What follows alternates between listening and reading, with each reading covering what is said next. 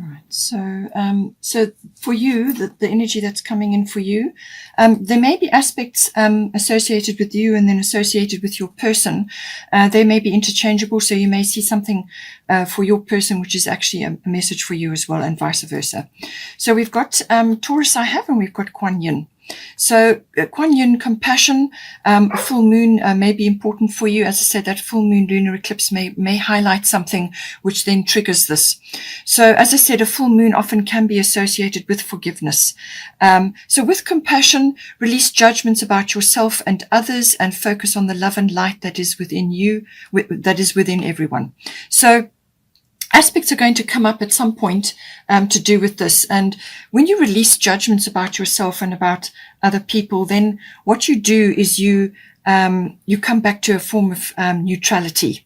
And that's a wonderful place to be, because then you can make decisions based on your instincts and your intuitions, as opposed to an emotional reaction.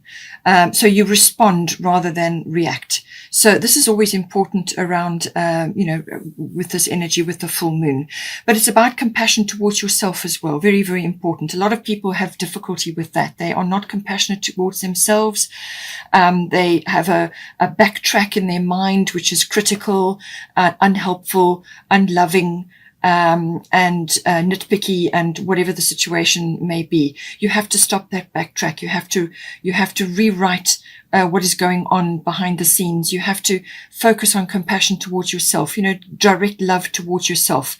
So what you would do for a best friend, what you would do for your child or somebody else that you love in your life, you must do it for yourself first.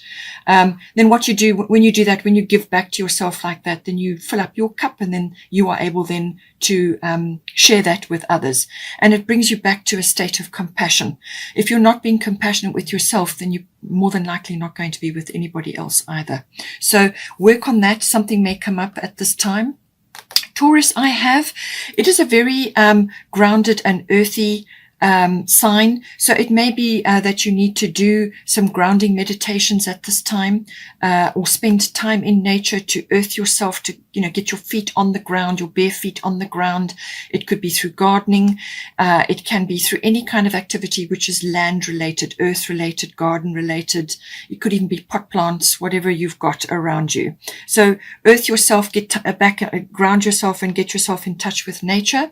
It could also be related possibly within your situation here, because your person has got fourth house, and this is Taurus. It could be that you are approaching a situation where you're changing house, or you're changing something around your living conditions. And or it could be related to your person, and you're somehow involved.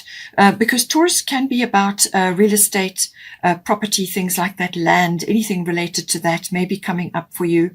And it's also about material things, your material possessions, but it can also be about ownership. So, what it is that you own, the accumulation of wealth. All of those things come in with Taurus. Now, it is a very sensual sign, so possibly that can also be coming in to do with the relationship, getting in touch with your sensuality. Taurus loves sensual things, luxurious fabrics, luxurious things around, home comforts, creature comforts. All the comforts of home. That is very much a Taurian thing. And the Taurus energies, they don't like change. They like things to remain steady, and so that they can grow, stay still so that they can grow. But now it is a fixed energy, and Aquarius is also fixed. So it could be that you have a situation where you do need to grow in some way, and you may just have to be open to making a few changes at this time in order to grow. And so, with other people around you, perhaps there are different opinions, or you're having to help, get people in to assist you, or you're having to do a lot of things like juggling and changing things around. And this is where the compassion comes in for yourself and for others during periods where things can be a little bit stressful. But it is about the accumulation of wealth. Possibly that is an aspect that is coming up within your relationship. All monetary matters do come in with Taurus as well. And it's also about, as I said, standing firm in some way, shape or form, and but not so firm that you can't move, that you're not too bogged down with material things or in a fixed mindset or a fixed way of doing things that you can't actually bend and sway or shift if you have to. So all of these aspects coming in. With the perseverance card, it can also be that this is a Taurian quality that possibly you do need to bring in. So stay grounded. Keep your feet on the ground. Perseverance may be coming in for you. We'll see now how it goes, but that is certainly a Taurian quality to keep going, to, keep moving in the same direction, or keep on with something, to persevere until you have the result that you want. And that may take time, So Taurians can be quite patient, so possibly you need to bring that in as well. So we've got here, for your person, we've got Nimatona and we've got fourth house. So as I said, fourth house is everything to do with the home, the actual physical home, the actual structure. Something may be changing there, either a renovation or a move or some sort of shift or change, or it could also be to do with where this person is currently residing. It may not be their actual home, but it can also be to do with the atmosphere in the home and the people in the home, something coming up there. We've also, it can also be the relationship to, their relationship to their roots, to their foundation, to their ancestry or ethnic identity, where they've come from and the people that, the family that they've come from. So Nematona sacred space, it's saying that create an altar or visit a power place to connect with the divine.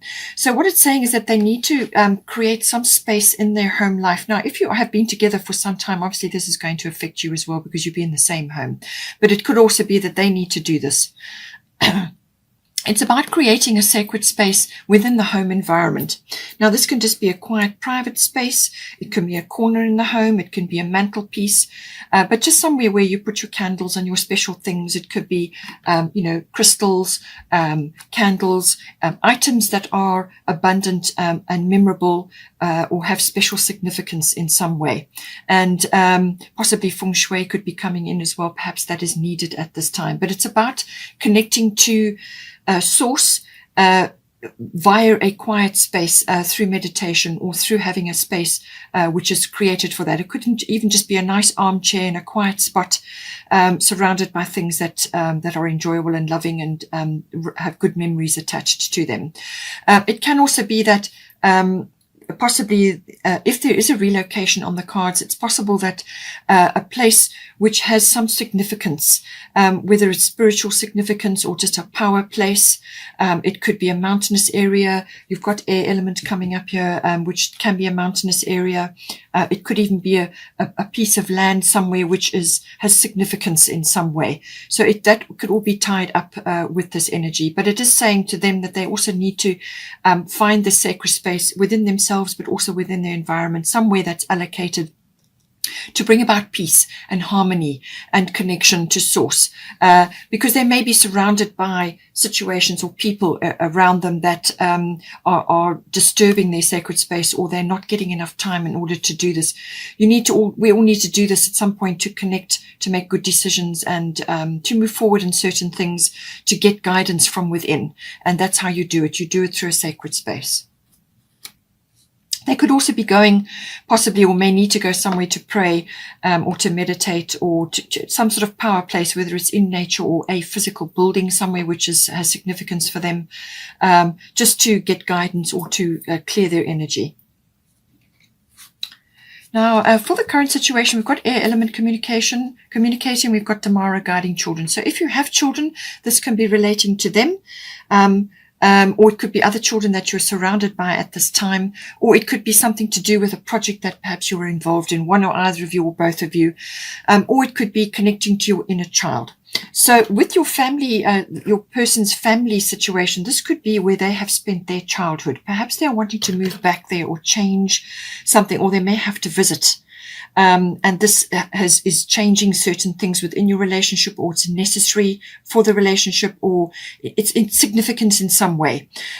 So this could be issues to do with childhood, either where they've lived, who they've interacted with, who's been in their household. Maybe they're still in their household, whatever the situation is. It's saying you are good at helping, counseling, and healing children. Use your skills to help children now. So however it comes in for you, whatever is applicable, it could also be your inner child or the inner child within both of you. This is about connecting to that playful energy, the joy in the moment, living in the moment, playful energy, creativity, lots of energy, enjoying nature, and just having fun, really. So perhaps that needs to be brought in to the relationship at this time, or it's connected to family, roots, foundations, and it's to do with childhood memories, or possibly it's to do with communications about moving or visiting, whatever the situation may be. With air element communicating, it's saying that communication is hugely important here in this current situation. So this is about also manifestation is huge with this card. So this is about manifesting what you want. And this is, you do this by positive thoughts, positive words, and also you kind of speak things into existence. You kind of talk positively. You have a plan. You draw up a plan, and you plot and plan how you're going to go about it, what research you're going to do, where you're going to look. Are you going to take a journey to go there? Because this card can also bring in journeys. It could be that you're waiting to hear about news. You could be waiting to hear about news about your children, or something to do with children or family. Or it could be that you just need to take a little bit of an adventure, let your inner child run free, go somewhere where this is possible. But it's research, it's electronics. It can be advanced electronics, or it can be an upgrade of your electronics. It can also be to do with hearing news or receiving news, or some sort of information that comes to you via the internet, or however it is. It could even be over the radio. It could be just some sort of guidance that comes to you from heaven. But manifestation is huge with this. So think positive, speak it into existence. Your words are spells. So cast good spells about what it is that you're aiming for. This could involve a mountainous area, or visiting a mountainous area, or it could just be simply lifting your perception and your perspective. You can do that by going to a high place, but you can also use it to literally, so going hiking or going away somewhere where you can get high up, and that just lifts your energy. It could also be air travel that's involved here. So any of these areas may be coming in to do with your current situation. Now we have got here full moon in Capricorn. So full moon, as I said, is always about a result, something coming to a head, something sort of coming to a point. And it's saying full moon in Capricorn. So this is the end of a tough cycle approaches. So this is saying that your perseverance, you're going to need to persevere just to get through the last part of this cycle. Have a plan, have a structure, work on your foundation. It's kind of got an ambitious energy about it as well, but it's saying that the end is in sight. There is light at the end of the tunnel, and you are going to get there. You just need to get through the last part now, and that is going to require perseverance. It's going to require determination. It's going to require a plan. So with your air element, use that energy. The air element is always about communication, but it's a very mental energy as well. So use whatever research tools, whatever you can, networking, talking to others, exchanging ideas, whatever you have to do to come up with this. Just be aware, obviously, Mercury retrograde. Communications can sometimes go awry. Sometimes things get misunderstood or misinterpreted, or emails don't get sent, or documents get delayed, and so on. But it's saying that there is light at the end of the tunnel, and that is approaching. So your emotions may be high with the supermoon. Everything is magnified with this energy. But what it is saying is that whatever you plan, you come up with here, whatever you're trying to do, or whatever you're aiming for, that you're working towards with this perseverance. This is saying the success is going to come of this. It's either a big yes, or it's a successful outcome, or some kind of result which is going to be pleasing for you. So whatever it is that you're aiming for here, there is going to be a good result, but the emotions are high. So what you have to do is, in the meantime, as I said, keep yourself grounded. You've got the full moon in Capricorn, you've got the Taurian energy here, and then your person has got the sacred space energy. So pray, say your affirmations, speak positively, do your grounding, spend time in nature, have a plan. get a system or some sort of schedule or something in place to just keep your emotions under control and focused. That's what you have to do. Keep your energy focused during this so that you don't go off kilter and lose track of what it is that you're trying to do, because there's so much emotion flying around. Stay grounded, stay focused, and you will get there. And it looks like a very successful result coming in for you. So we have got here Sedna Infinite Supply and 7th House Partners. So this is 7th House is everything to do with your relationship, but also partners, as in business partnerships. The lower courts may also be coming in here as well. So the 7th House is all one-on-one personal relationships, everything to do with that. This is committed partnerships, committed relationships. So whether you are only just starting your relationship, it's saying that you're going to the next level. So the 7th house is a committed partnership or a committed relationship. It's not a love affair anymore. It's moved past that. So it looks like you are going into this now. If you are only new in this relationship, or you have only been in it for a while and it's not really been on that committed full-time relationship basis. If you have already been in this relationship, then it's highlighting that there is a further commitment which is being made here.